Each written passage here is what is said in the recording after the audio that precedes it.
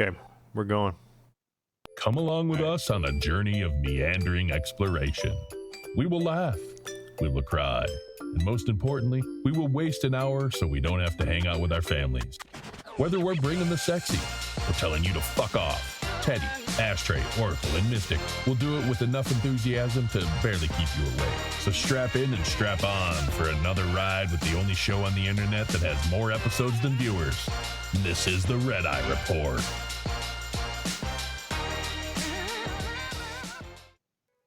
Okay. In this episode of the Red Eye Report, we discuss parents.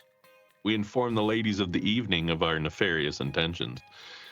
And as usual, we get on with our lives, even though we have an unhealthy hatred for Gwyneth Paltrow. With me this week is the fluffy teddy bear. Other than forcing his son to beat Mario 3 before he can finish his math homework, it's been pretty smooth sailing raising that little guy. Yeah, see? Teddy doesn't even have anything to say. Next to him, we have a soot-covered Ashtray. Ashtray's son is way too young to know where his skills truly lie. Will he become the world's best dancer? Maybe a leader in the field of STDs. Getting them, that is. All we know is that, however, Ashtray chooses to vicariously raise his son, that's his business. America. Yep. We've also got an all-seeing Oracle. He doesn't need to push his son toward anything. That little beast has already held up a bank and felt up multiple third graders at daycare. Fucking pimp. That's right. Last and least, I'm the mystic. I've always made sure to instill an aura of neediness in my daughters. Let a man take care of you, honey, I would always say. Then when he's not looking, sleep with the gardener and take half his fucking shit. And this is the Red Eye Report. Gotta raise them right. God damn right. Okay. Whoa, dude. Don't be a dick. Okay. All right. My middle name, you know this. Y'all fucking know this. We're benefiting. I don't even know. Ourselves. I don't even know what fucked up animal we're benefiting this week. Like, Oh, what was that thing that Captain Cockaroo? Cockatoo. Sure. Captain Cockatoo. Cockaroo. I think somebody said cockaroo, though. They probably just hit the wrong button. Yeah. He's like, you know how they breed dogs? And they got like cockapoos and shit. Right. He's like a kangaroo, cockatoo. He's a cockatoo Like and a mix. rooster. Cross. Yeah, there you go. what- Cockatoo. Was and a this the rooster. island of Dr. Moreau? Dr. Moreau Yes, type it shit is. right here, yeah. It is. The, All right. the Dane County Humane Society This is is Dane taking County, on bro. right. They're getting Yeah. they're starting to diversify into genetic black market genetic engineering. Somebody should look into these fuckers, man. The DCHS don't fuck around. Anyway, we're talking about kind of shitty parents tonight. Or are they? We'll decide. Number one is Marv Marinovich. Don't know if you guys have ever heard of this guy. He was a lineman and captain on USC's 1962 national championship team. He also would lead them to a title in the 80s, I think, as a coach. So he had kids. And well, he had a son, I should say. And he basically tried to make his son into the perfect football quarterback. So he forbade Todd from eating sweets, transferred the rigorous training methods he used at a very young age. So this dude was like fucking, they called him the first test tube quarterback, basically. So in 1998, where was it at? Yeah, they called him the Robo QB. So he fucking basically just treated his kid like shit and lived through him vicariously, trying to make him into, you know, fucking Tom Brady or whatever. So Todd Marinovich played in the fucking, he ended up playing in the NFL. He went to USC, like his dad. He won the Rose Bowl. 2 years later, he was arrested for cocaine possession and seemed to crumble under pressure, obviously. So he had a brief NFL career with the Raiders and then played Canadian Football League. And now he's a painter. Wow. Yeah. I'm assuming he's gay as well. Like house painting or like just throw that in No, there. he's just a painter. Like he's just like fucking. He's like, yeah, I'll paint your bathroom. Sure. No, I need the money. Yeah, so that didn't work out for Marv, making his son into the perfect quarterback because so was Marv an NFL quarterback or something? No, he was a lineman. Oh, okay. Yeah, interesting. So yeah, basically, and this was in the late 70s too. So there was no like travel teams and nutritionists and shit like that, and like kids were just eating ho-hos and fucking out doing drugs and shit. And Todd Marinovich is stuck at home, fucking probably lifting weights with his dad. Well, all those great like old photos of like old football players and shit. They're like smoking cigarettes and stuff on the sideline, just drinking a beer and fucking smoking and shit. Right. I seriously, this could be like a fucking one of those. This could be like one of those Mandela effect things. But I swear to God, I saw a fucking tight end for the Packers in like the mid 90s drinking a beer and trying to hide it on the sidelines. I mean, I forgot who it was, but I swear to God, I saw that. Yeah, I believe that. It may just be a fever dream, I imagined. Who fucking knows? So anyway, next, number 2 is Carl and Bonnie Lindros. You guys ever heard of Eric Lindros? I've heard of Eric Lindros, but I don't remember who Eric Lindros is. Right. He was a hockey player. He was super good. I guess he was tall, strong, had a beautiful shot. I remember the name as well. I never really knew who he was. But I guess his parents were fucking nightmares. They were like, who's that fucking dude that had the 3 kids that played in the NBA? And he like played the same time as Jordan. Yeah, LeVar Ball. Oh yeah, whatever. LeVar Ball. Yeah. Yeah, like so these were like the white LeVar Balls, but like with some Karen. You know what I mean? So the guy played for the Phillies or the Phillies, the Flyers, Philadelphia Flyers. And his mom, I guess, one time told a player, every time I talk to male reporters, they look between their legs after they're finished. Wow. Like, don't even really know what that means. It's that she's that emasculating. You know what I mean? Yeah. So basically, like they would control who was going to draft him and shit like that. When he was 16 and eligible to be drafted to the juniors in the Ontario Hockey League, they told the Sault Ste. Marie, I don't know if you say that, Sault Ste. Marie, the team with the number 1 pick, to pass on their son. And when they didn't, they basically made the dude's life a hell until they traded him. Wow. And they did the same with the Quebec Nordiques in the actual NHL.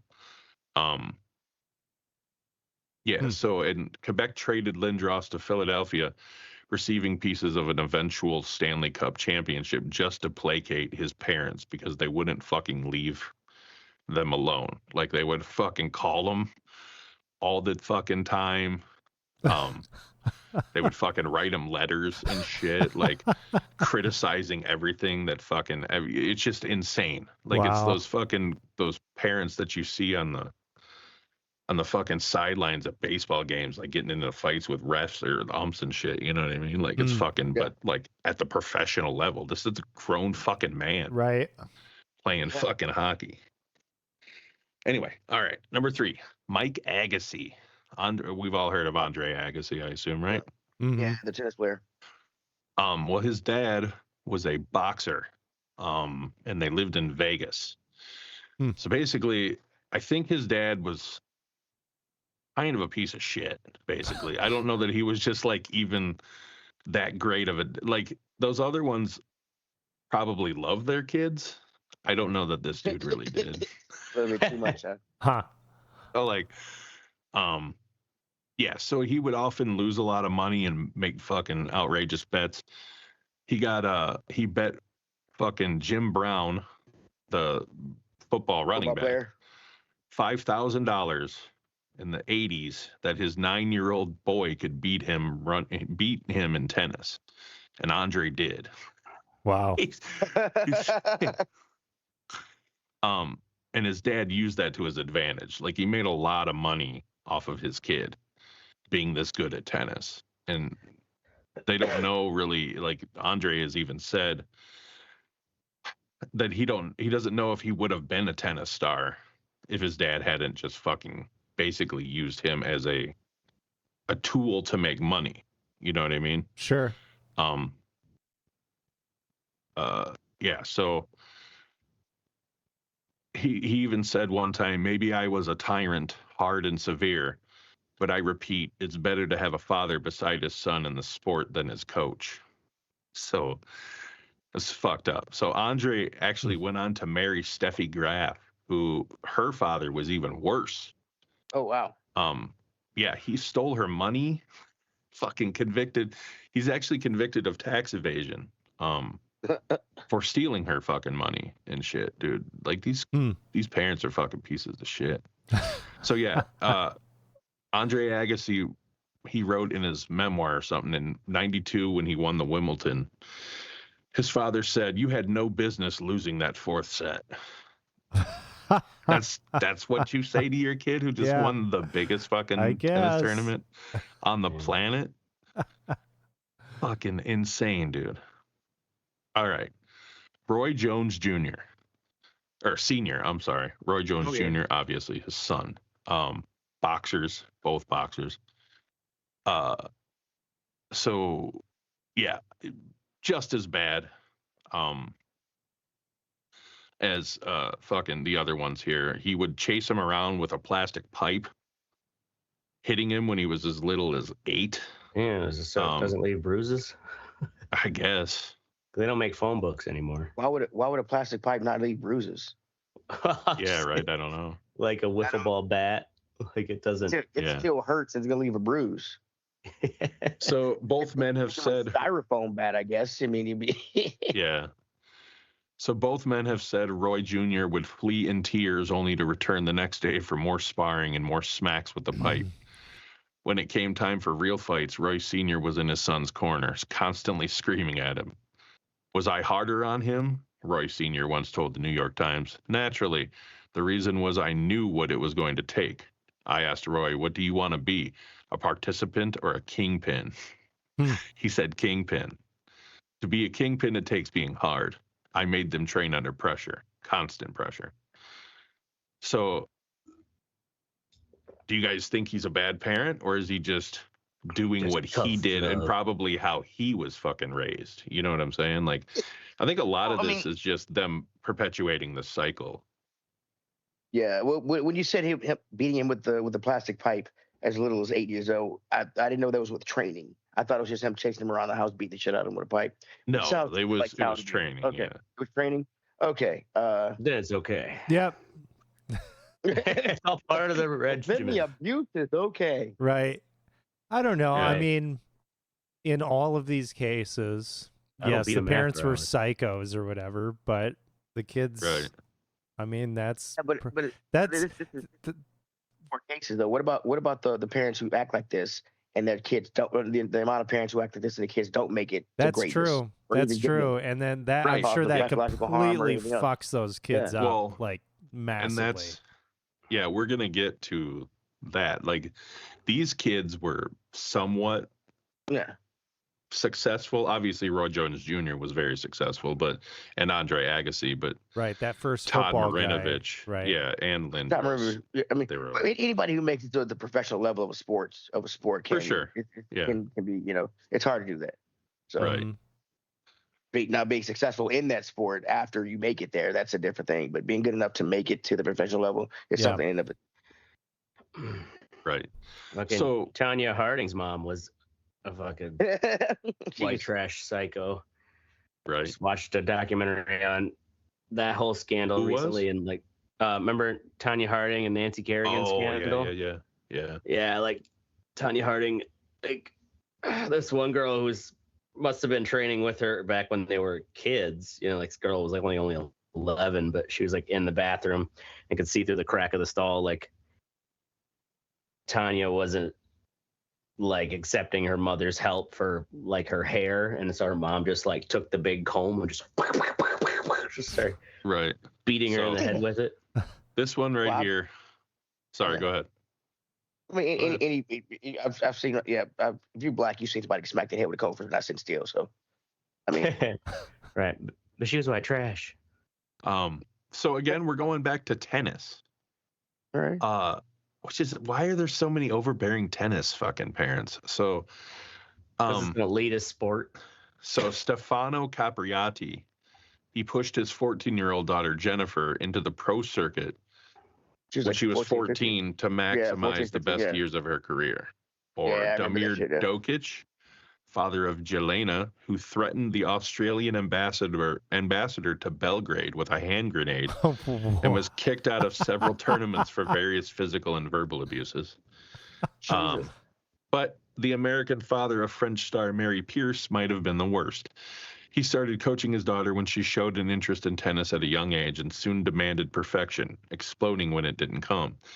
The incidents of an outraged Jim Pierce screaming at his daughter became legend around the tennis circuit. She left the court in tears during a match at the 1992 Olympics as he screamed at her from the stands. He slapped her for losing matches, attacked her cousin for laughing with her after a match, and threatened to kill her. He once encouraged Mary by yelling, "Kill the bitch," from the stands during a match.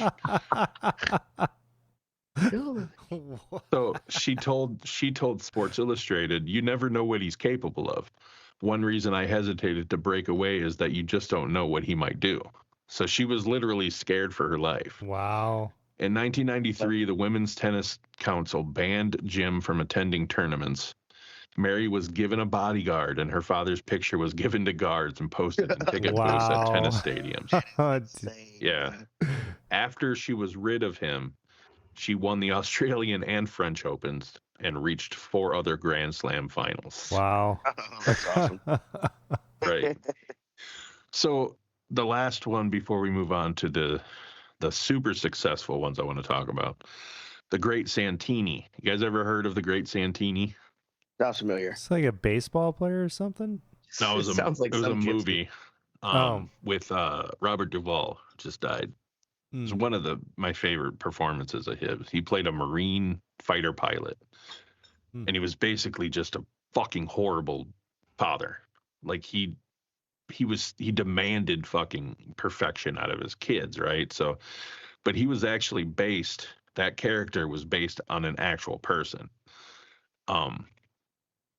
His name was Don Conroy, and he was the father of the Great Santini's author.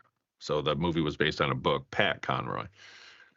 Pat based the novel on his own broken childhood. Like the fictional Ben in the movie, Pat Conroy was a basketball star who eventually played at the Citadel. This story about that's just a story link. Nothing Pat did as a player was good enough. Don demanded more.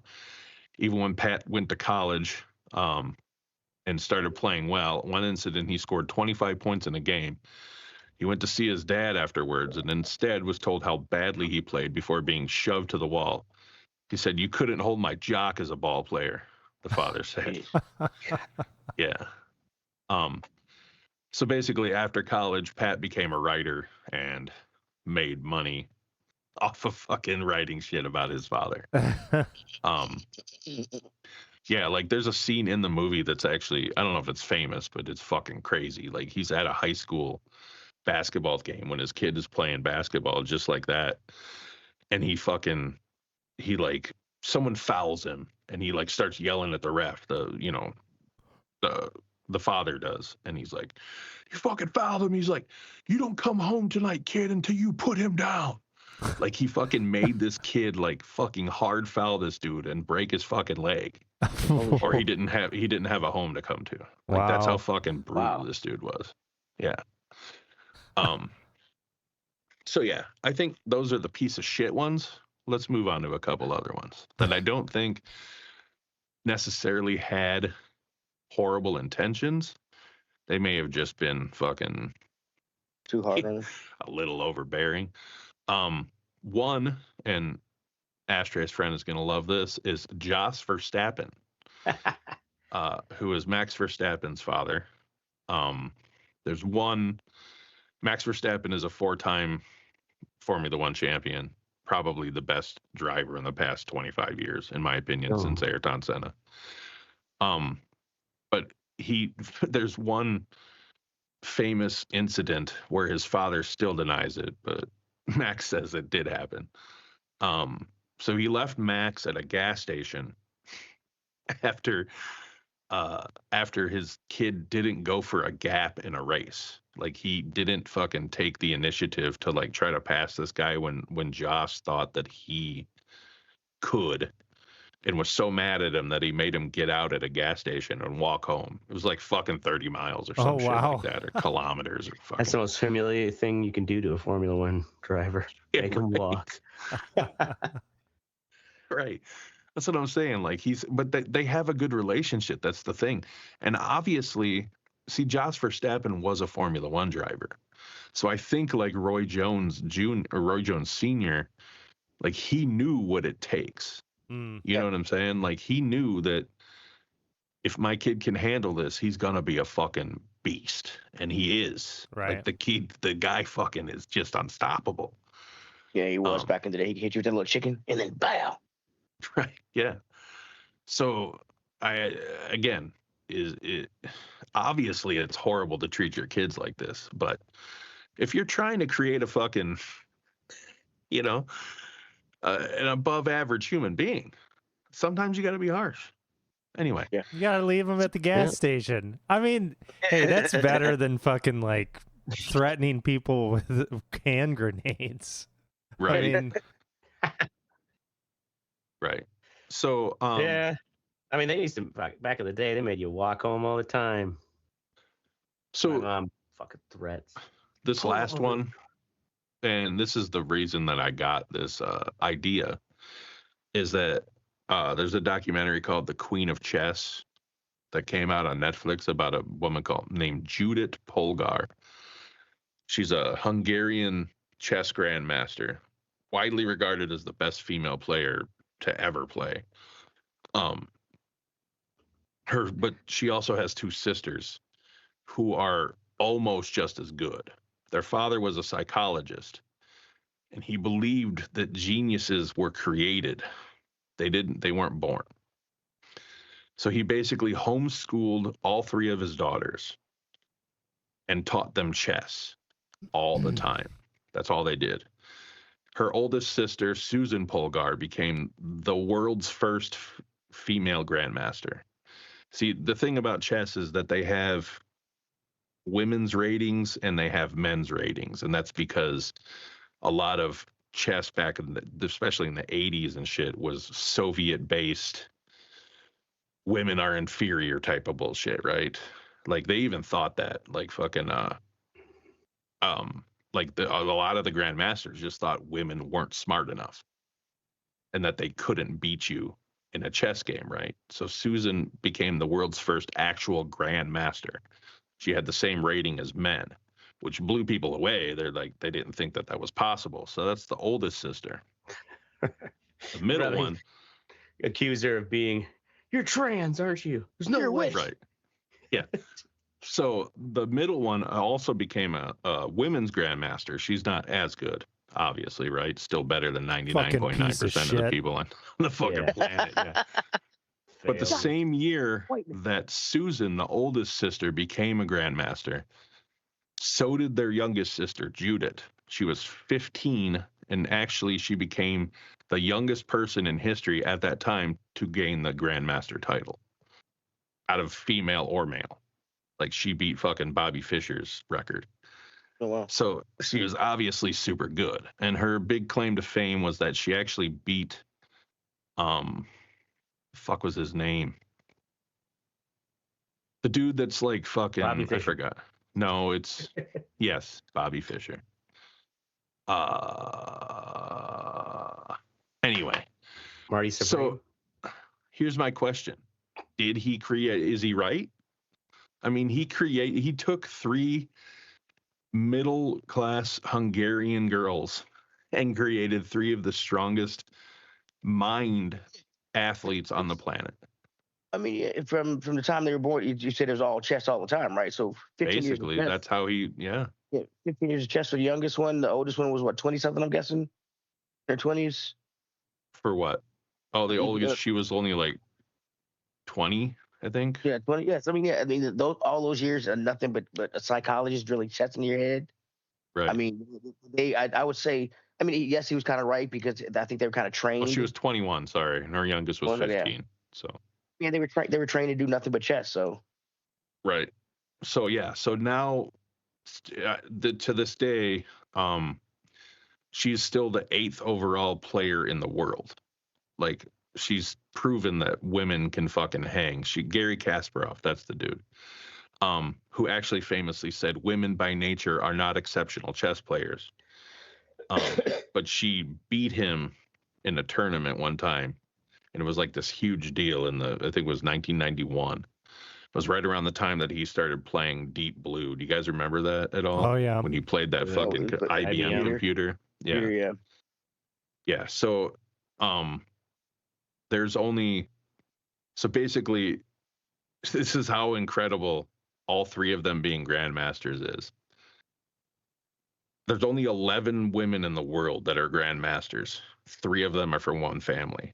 From a father who did basically a pedagogical fucking experiment. That's what he called it. He details it as a pedagogical experiment he was bent on carrying out with his future progeny. After studying the biographies of hundreds of great intellectuals, he had identified a common theme: early and intensive specialization in a particular subject. So he chose chess. He chose chess. Yep. He ended up actually writing a bunch of books, one of them called Bringing Up Genius. But yeah, that's and his kids no longer talk to him. No, actually, they love him. That's the thing. Like, that's, well, they don't. I just don't know that they don't know any better. Yeah, you know what I'm saying? Like they probably didn't have like sleepovers with fucking, the idiot kids in the neighborhood. Well, I mean, I don't know. It's a trade-off, right? Right. It's a trade-off, yeah. So, yeah, this is what fucking, this is what he thought too. So, testosterone accelerates development of the right brain and may slow development of the left side. Whereas estrogen, in fact, enables neuroplasticity. So the younger that girls are, when you start teaching them things, the more they're going to absorb, right? Because of the testosterone in the male's body. It's just like a fucking hormone fucking thing, I guess. It's interesting. I really actually probably I'd like to read his book, but I'm never gonna. But there's always Audible. Yeah, that is true. And a long car ride, bro. Hey, don't knock it till you try it. Anyway, I got a question for you guys. What's up? Any I guess just you. But did your kids do any sports? So did you encounter any of these type of parents that are kind of overbearing and yelling and cussing and shit? My girls played softball, and no, I didn't really. There were a lot of no, we went. There was a lot of overzealous parents, just being outrageous, but they weren't like yelling at their kids or anything. There was actually one dude. I wouldn't say that he was being a dick, but he was he would always stand behind her when she was batting and be like, "Oh yeah, move this way. I got you. Yeah, you're doing good. Oh, come on, you had that." Like, he was, you know what I mean? Right. Like, he was trying to be fucking. Okay, you can't bat supportive. For him, yeah, just talk to him later and be like, "Hey, maybe pull your fucking elbow in or something." Like, I don't know, man. Right. Yeah. Some parents are just fucking whatever. Anyway, all right. Now we're gonna move on to the wet sexy section of thine show. Oracle, Muse 2. Muse 2. I got a Muse 2 headband. in the mail yesterday. That's a personal EEG device that measures your brain waves. You can use this for meditation and shit like that. You're gonna be that one weird billionaire friend, aren't you? You do a lot of drugs, yeah. Hey, I live a full life, all right? You're like a smart Elon Musk. But anyway, so it's pretty cool, like this little fucking headband thing. That fries your brainwaves. I mean, reads your brainwaves. Yep. Sends them to China. Put this thing on, just like that, behind your ears, and then it connects to your. Have something to bite down on at the same time. It connects to your phone via Bluetooth, and then it's got you hook up your headphones to it, and you go into these meditative sessions, and it can be like different soundscapes. So let's say you're in a forest. The forest will get louder the more kind of chaotic your brain is. The volume will get quieter, and if you're actually not paying attention, it gets louder. Well, it's not about like your eyes are closed and shit, right? So it's about having a calm mind. So if you truly have a calm mind, birds will actually start to chirp. So, and it's actually recording your entire session as you're doing it. So what it does is it makes you a more effective meditator, because you're getting that real-time feedback as you're doing it. And you can see like your brain waves. You can see like, okay, yeah, I'm in this state, at this, how many hertz. While you're doing it, you're watching. Meditation. It's like watching, like, okay, I'm in the zone, losing it, getting it back. All right. Well, so your eyes are closed, but what it does is it's giving you feedback where it's like, oh, am I actually relaxed or not? Because quit thinking about boobs. So you have to actually get your brain waves down to the point where you are getting those chirps. It's pretty neat. I've got some other stuff in my fuck what you think about it, but just kind of working with it, like it's a cool little device. It's pretty neat, but not. $250. Fucking $50. Yeah, the hardware's. Damn. Hey, how many fucking EEG devices do you have, motherfucker? I don't have any. Sound like a Scientologist right now. I'm just. You know what I do have though is $250. Yeah, right. Hey, it is a huge to have a consumer device to actually be able to do this, and also, so what I'm going to do is I'm actually going to make my own fucking my own meditation fucking shit. Of course you are. With this. Right. Of course you try it, guys. Try it. Sure. All of a sudden, we're all part of the Oracle cult. Right. It's a cult. Well, it's a cult start. Yeah, because so you can take this hardware and then you can make your own software and hook the API up to it, right? And this sounds like brain CRISPR. I don't like it. And I'm going to talk about kind of why I want to do that in my fuck what you think. But the Muse 2, it's pretty cool. Word. All right, Teddy, new phone. I got a new device too, Oracle. Hey, man, it's a phone. I can call people on it. It does not fuck with my brain waves. Yeah, that's what you fucking think. It absolutely does. Yeah, it totally does, dude. Mm. I finally got my fucking my Fold 7. I'm happy with it. I like it. I love it. I don't need a tablet. I think it's awesome. Yeah. Is that the Samsung Fold? Yeah, that's what I have. The older. I don't know. Mine's 2 years old. Everybody's got foldy phones. Which one do you have? I got the Fold. 7. So. Yeah. I think it's so. the Does 5. it have a full screen when it's folded up? Is there a full screen on the outside? Yeah, there's a full screen on the front. Yeah. See my cool car. That is pretty cool. Yeah, and then you just close it. You can have two separate fucking backgrounds, which I really like. It's like the shit teenagers care about. But yeah, how long you had yours, Mystic? The old one? No. I've had it for 2 years now. Okay. 2 years. Haven't had any sort of like screen issues. Sounds like that works perfect. Hold shit down. I got the very first flip when it came out. You guys remember that? And that shit broke like 3 times on me. Yeah. So that's why I think they've really come a long way in like 8 years or whatever. I mean, Apple's got one now. Is coming out with one now. Google's got one coming out. Everybody's got a flipper phone coming out now. Google's had one for a while. My wife has the Pixel. She's got the Pixel 4, I think, or something like that. The Pixel. Hers is wider. It's like scrunched. Like this one is taller, so hers is like scrunched, but it's wider when you open it. Oh, I didn't realize that Pixel's made a foldable version. Yeah. Oh, okay. Razer has one. It's Fucking BlackBerry's coming up. No, I'm kidding. Coming back out with it. Yeah, I like it. New phone. Nice. Technology. Yay. Word. I'm gonna talk about cooking with crack. With Aloysius Double D.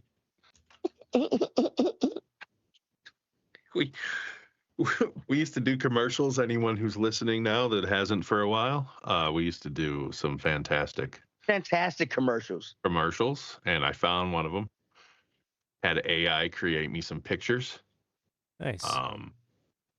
And you just made a little feed in video. the audio and be like, make some pictures from this story. I did, actually. I didn't even feed the audio. Well, no, did I? Yeah, I did. I just gave it the fucking audio. I was like, listen to this and create a transcript, and it did. And then I just took sections and said, make a picture with this section, and then picked it. Make them all black? Huh? Tell it, make them all black? No, it just made them black. Gemini is racist as fuck, dude. What do you mean racist? If you listen to that, they're obviously black. Oh, come on, bro. Oh, really, my brother. Come on. Dude. Oh, it's still February. We still got 2 days left, man. Come on, bro. Oh, man. I mean, I was listening to that a little bit. Yeah, that's pretty good. I can't wait to check that out. So that's going up on the Red Eye Report. Flamin' Cheetos. Sure. YouTube. It's already up. Oh, Put it out. All right, cool. That cat pee looks more like pea soup. It had one view, so if you guys want to share it and whatever. Yeah. My favorite part is where Ashtray's like, "Steve, I'll let you lick my ass later." Teddy's like, "That bitch, shut up." So is this Ashtray here? This woman that's in the kitchen? Yeah. It made her way too hot though. It wouldn't make an ugly chick. Oh yeah. I was like, make her ugly, and it didn't. It just made her that hot. Yeah, it can't fucking do ugly. Right. She's actually she's got too full of cheeks for being a crack. Yeah. Right. And a hooker. Look how nasty that kitchen is. I know, right? Yeah. He's like, you ain't got to add the Cheetos. I just like them. Anyway. Worse than elementals. Yeah. All right. Now we're moving on to Ashtray. Aesthetic butthole. I don't know if this is my sexy or fuck what you think, but yeah, of course, slow news day. Amanda Seyfried basically was telling some interviewer about for this some movie Testament of Anne Lee, which I never heard of, but apparently they're like, the movie, it needed to be graphic, so like I used a prosthetic butthole. It's like, really? You couldn't just use a stunned butthole? Because usually if the camera's going to be seeing your butthole, like your back's turned to the camera anyways. Some movie called Testament of Anne Lee came out last year, I guess. But just made me laugh about like the idea of like, I don't want the real world to see my actual butthole. Like, how bad is your butthole, Amanda? Like, right. And for like a prosthetic, bleached, we're fine with it. Prosthetic butthole, someone in makeup had to get in there, down. Right? And, like, get that butthole like tucked in there just right. See that I was 19 and didn't want to upset anybody, and I wanted to keep my job. That's why. Yeah, she was talking about what the fuck? she was regretting some earlier movie where she Oh. She's like, I was walking around naked as a teenager. It's like, well, you were 19. But yeah, Still that's a how it is in teenager. Hollywood. You weren't a big enough star yet. God, So yeah, was so hot. apparently there are prosthetic buttholes. There's also George Clooney's so hot. Yeah, they had George Clooney in this story because now apparently George Clooney is no longer going to kiss women in films because of I heard about that. Conversation he had with his wife. It's like, oh, come on, because George. of what? All right. Some conversation he had with his wife, like we're like, yeah, I could see not doing a sex scene or a nude scene, maybe setting like that boundary, especially getting older. Like he's been there, done that enough. There's another actor who does that. He plays real good villains. He's blonde hair. You know who you're talking about? Yeah. Yeah. He won't. He won't. He doesn't. He doesn't kiss any other woman on camera because he's married. So. Yeah. There's Mike Pence. Is his name Mike Pence? No. He won't even eat dinner with a woman unless the mama's there. He's married. If they're married, don't want to share a kiss with somebody else, whether it's supposed to be fake or not. I mean, that's not. I mean, that's between them and their wives. So. I also learned the term. Have you heard of a merkin? Merkin? Merkin. Yeah, we're all Americans. It's essentially a wig for your pubic region. Nice. So, yeah. I feel like you brought this up before. Yeah, isn't that to hide like the STDs or something? Merkin? Yeah, maybe I did. I guess You brought it up in past shows. I must have forgotten the name of it then, because I'm like, I didn't realize there was a name for a pubic. Picked up my Merkin from the dry cleaners. Yeah, right. It's all fucked up. Just pick a few scabs and stick it. Yeah, they obviously put it in with some Velcro. Gross. Is it like a Kim Kardashian thing or something? It's her company or something. Oh, probably. Oh man, that's fucked. I remember him talking about it before. So, or was that Spanx? All right. So moving on to the fuck what you think, Teddy. Goddamn global entry. Goddamn global entry. So I signed up for global entry. Help me get back into the country quickly when you come from another country. My high ass filled out the form wrong. It asked me where I was born at. I put all the shit where I live now. So I had to get it. It's $120 to get it done. I had to get it canceled. I had to give up actually, I wanted to change the form. When I finally got the number to call, when I finally got to talk to somebody, you can't change a form once it's been submitted. So you have to cancel, but you don't get a refund. So I canceled it. Oh, man. I talked about this before. I said, and they said it was going to take between 5 and 8 weeks to fucking cancel it. What? I'm like, our fucking government guys, right? What? So fine. So I get a thing it says like, okay, if I got to check back and see it's canceled. So it was canceled. The day it was canceled, I went back and did another one, figured it out correctly, paid another $120. I get a thing. I get an email today says, hey, there's been an adjustment with your thing. Go and check your status. I go and check my status. They fucking canceled the new one. Oh, and I'm dude. I'm thinking because I did it like the same day that maybe the other one was probably. It took 5 to 8 weeks to cancel. Why did this one take fucking like a week? Yeah, right. Right. Yeah. So now I'm like fuck. I don't even give a shit about it anymore. But I'll just wait in line with everybody else. I'm like, I got edibles. I'll be fine. I just wait in line with everybody else. He loves them fast passes. Anytime Teddy can just skip the line, he's all over it. Yes. Why? You keep breaking up. I can't hear what you're saying. Yes. Why not? Can you hear me now? Yep. Is it better? Why not? I don't know. I like keep my money. Mystic doesn't want to move anymore than he has to. Look, I'll wait here. On a fake ass headset. I spend mine on skipping the line. All right, and you still got your $250. So hey, everybody wins. You're right. I didn't know. All right, Oracle. Fuck your DLC. Yeah. Your DLC. All right. So going back to the Muse 2. Oh, does it have DLC? That's fucked up. Dude, I fucking download the app and like, okay, I get it. When you've got like add-ons and shit that you got to add on, but don't fucking blast me in the face with your donkey dick DLC like immediately while you're trying to meditate, right? Why our new DLC? Like, oh, unlock your fucking like whatever, like neuro fucking stats and whatnot. Like basically 80% of the shit on the screen is locked.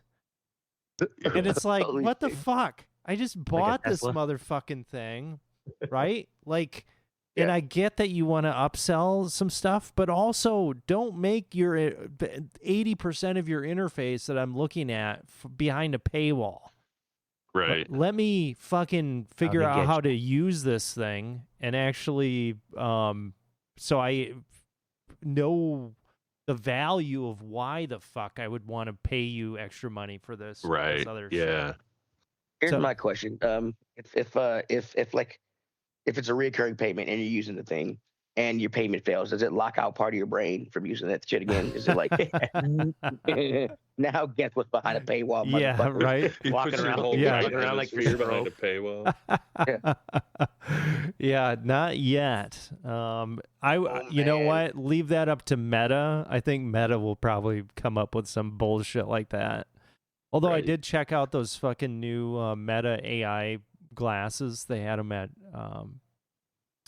Best Buy. Did you see that fucking Super Bowl commercial with all those? Yeah. Oh. Yeah. So I went and checked that, or I was in Best Buy, and there happened to be these fucking like sports glasses, like AI powered Meta sports glasses, and I check them out.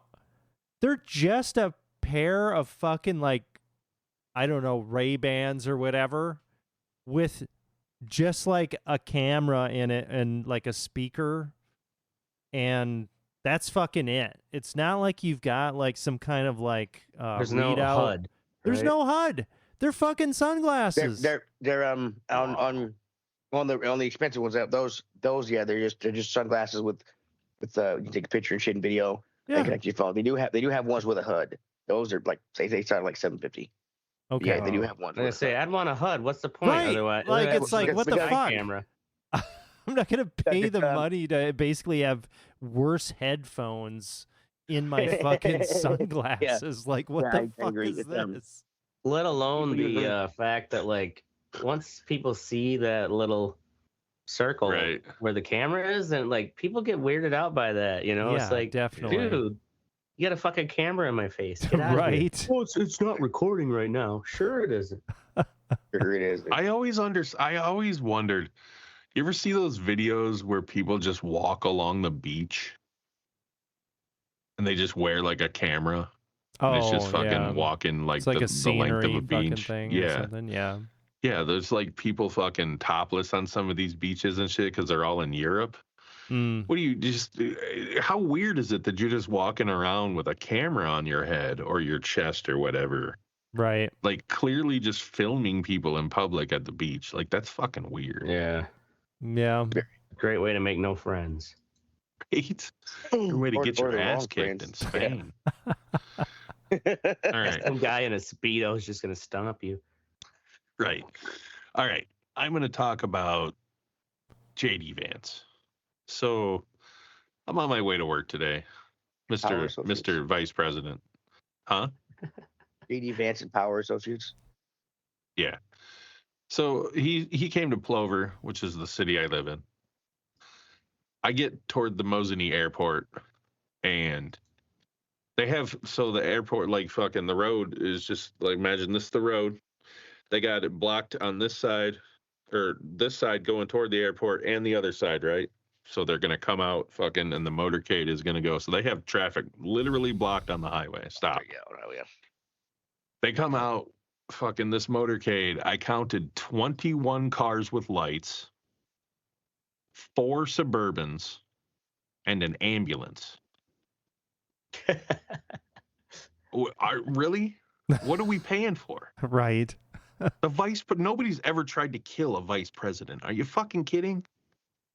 Like, who gives a shit, dude? That's a good question. I wonder Give if them a couple fucking guys. Like, yeah. On the way to work, they had the fucking overpasses. They had cops on the overpasses, like, so nobody could go and, stop there. Yeah. So what are they going to take a rocket launcher? Drop a bag of dog shit.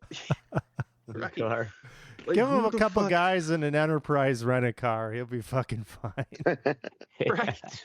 Yeah, just a couple of fat, get him an Uber overweight, driver. He'll fucking be old. Yeah, like local talent. You don't even need to bring your own with the vice president. You know, you just hire freelance local talent. Craigslist. Right. You get some Craigslist guards. Craigslist security guards. Fucking. I didn't get it, dude. That's I was a like, little excessive. We're paying. This is where fucking our tax money is going to fucking escort eyeliner boy around fucking Plover. Yeah, that is a lot. Actually, there has been an assassination attempt on a vice president, Dick Cheney, from Afghanistan in 2004. Oh, in Afghanistan? Yeah, and again, I'm sorry, it's 2007. I don't remember that. Suicide attack. They killed up 23 people and injured 20 more at the Bagram Airfield in Afghanistan. Okay, well, that was in Afghanistan, right? Yeah, where it's to be expected. Dick Cheney also was the CEO of a fucking gigantic, like... Halliburton. Yeah, like a fucking... I don't even know what they do, but I know they make a lot of money. I think they're involved in oil field. Oil, yeah. Logistics. I mean, J.D. Vance just fucked couches, so... Yeah. Nobody cares. It would have been great. He should have leaned into that whole thing and just went to a furniture fucking manufacturing place and done his speech here. Go to Ashley Furniture and just spread. Or like Marshfield Door. So I guess I'm not aware of him fucking a couch. I must have missed that one. I think that was during the in his book election. He wrote about fucking a couch in his book. I can't remember. Yeah, he like masturbated in between the couch cushions or something like that. Yeah. He like basically fucked the cushion of a couch in between the cushion. Why would you put that in your fucking book? That's what I'm saying. He's an idiot. People ripped on him big time about it. Yeah, I used to chew erasers, but if I write an autobiography, I'm not putting that shit in there. I'm not, you know. Well, then your book's not going to follow the comic, Teddy. Hey, some shit. Anyway, all right. Dumbass perverts on campus. Oh, you're using a KO. Oh yeah. Article. This one actually had a picture of the fucking dork. Oh, Brandon Burnt, 19. This guy here happened in Madison like last week. So apparently, these people are living in this particular residence hall here in Madison. They started having you're sitting in your stall, and then like there's someone in a stall next to you, and they're like, whoops, like drop my phone, and it kind of like falls like under the divider, and then they like go and pick it up. Well, this one victim, like, it happened twice, and it's like, he knows too, it's the same fucking blue iPhone. And so I guess he started a group chat with other students in the residence hall. Be like, has anyone fucking had this happen? And other people were chiming in like, yes! Like, someone dropped the fucking phone under the stall. So they like set up a sting, went into the bathroom. Sure enough, old Brandon comes in. Oops, dropped my phone. This time, like right away, they grabbed his phone and flipped it over and saw, yep, it's on record. And they like forced him to come out and then like looked, and there was like 40 to 50 recordings he'd been doing in this residence hall. All you're getting is like somebody's like pants up to here, right? Don't get me wrong. I don't understand the allure of it. And it's dudes too. Right, yeah. Yeah. The angle's wrong. Right. I mean, that's fine if you're gay, but like... Right, and he might not be. Like the male body is just fucking super sexy that you look at him. He almost looks like a modern version of what's his face from Fast Time at Ridgemont High. Oh yeah, fucking retard Sean Penn. Penn, yeah. Spicoli. Spicoli, yes. Looks like a fucking modern Spicoli. And so, yep, he has now been arrested, banned from the residence hall. And I hope he gets. I'm sure it's the laughing stock of Berlin, Wisconsin, where he is from. Oh, so man, he's even a Wisconsinite. That's harsh. Let that be a lesson to you perverts out there. Like, you can't just keep pulling the same old dumb trick in the same bathroom. You got to mix like it up. Everybody else. Basically, the victim who grabbed his phone, it was the third time he did it to him. Oh, wow. Wow, really? Yes. He's lucky he didn't get the shit kicked out of him. Right? Dude. Oh, I wouldn't be calling no cops. That motherfucker would be fucking. Anyway, in all seriousness, go fuck yourself, Marv Marinovich. He's probably not alive. That's our show. We're going to be here not every Thursday, but we'll be here sometime at 10 p.m. Central. Make sure you join the conversation at theredeyereport.com or facebook.com/redeyereport. You can also, never mind, like us, share us, or fuck us. We're down for whatever. I'm Mystic. I'm Oracle. This is the Ashtray. And I'm Teddy. And this is the Red Eye Report. Oracle, you've heard of the backroom game, right? Oh,